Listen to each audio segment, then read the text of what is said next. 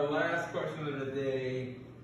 What do you say to that person who knows about the mask wearing, knows about social distancing, but still has a lot of fear around coming to a gym facility like ours? So policies and procedures to protect clients have been put in place in gyms for over 6 months now. This current spike in transmission is occurring because people are socializing in small groups, sitting down for a meal, or gathering for cocktails and taking off their masks.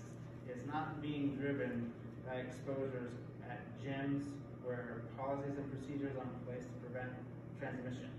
If coming to a gym were a risk factor for transmission, we would have seen a spike in transmissions months ago. The spike that's occurring now was due to behaviors that changed 3 months ago. The screening procedures and the protective measures at gyms have been in place for over 6 months.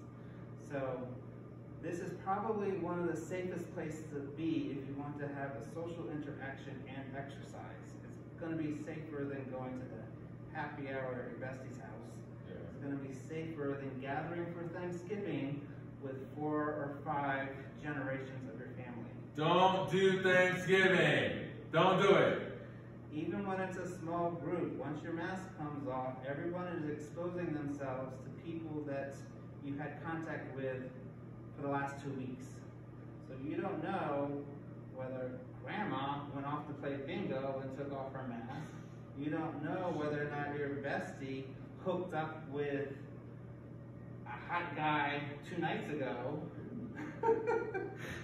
All of these factors play into your risk of acquiring COVID-19 when you take your mask off. If you work out in a setting where people are 6 feet apart and wearing a mask, and it's a small group, your risk is practically nil.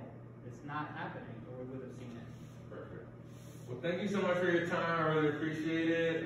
Thank you, Pump and for walking around with us. And we're going to show you how you high five in COVID-19, how you hug in COVID-19,